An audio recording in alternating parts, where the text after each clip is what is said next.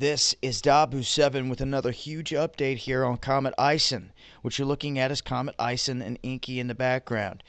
As ISON is streaking toward the sun, obviously looks a lot brighter and much bigger because it is over Inky, but it's also closer to the camera in this perspective. Now, you could call it a coincidence with Inky being right back in the frame here with Comet ISON at this crazy time where we're viewing all these comets coming in toward the sun.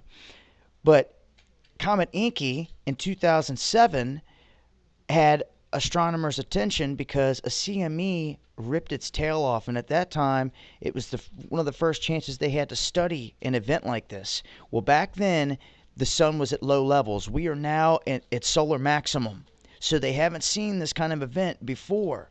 And for those of you that don't believe it, they say it themselves. They say that everything that's going on here is unpredictable. Okay? They say, frankly, we cannot predict what would happen. Because when this thing comes in, it's going to have a magnetic and an electric charge. And mark my words, there will be massive CMEs let loose. In brilliance, these flares will rip off as this comet gets very close. As soon as that connection is made, the plasma is usually not dense enough to pierce through the comet, although if it is fragmented, it could separate it. It would affect the tail, as we have seen already. Once again, I'll leave links, but like I said, they said that they cannot predict what is going to happen. They're in uncharted territory, and it would be pretty new territory for us. Okay? So they don't know, folks. That's out of their own mouths. They do not know what is going on now.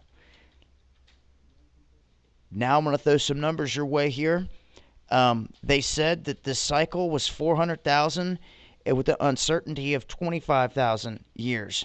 Well, I was going to share this information with you because somebody had pointed out that it falls within exactly 50 Mayan long counts, if that was the case, roughly.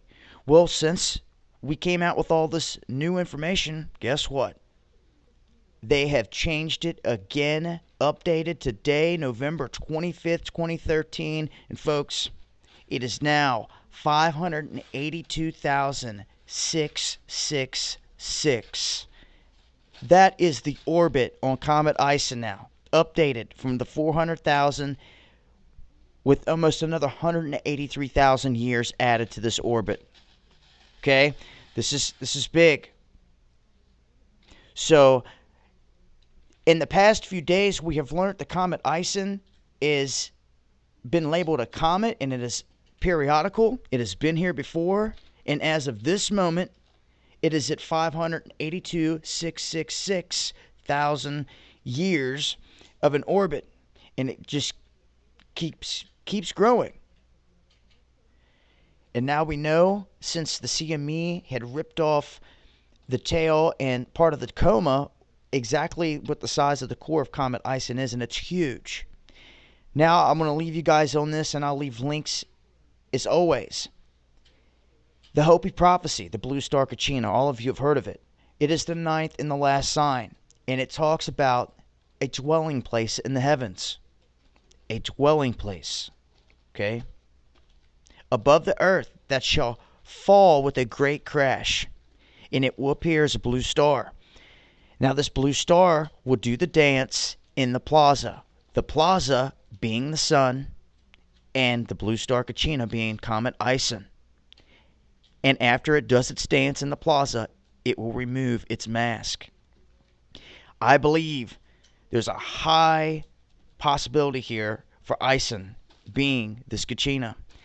And when it comes around the sun on Thanksgiving Day, and it makes this close approach while everyone's watching football and eating their turkey, there's going to be a massive electrical discharge of solar flares, and at some point, I believe it's going to wipe ISON's coma and tail and everything out at that point.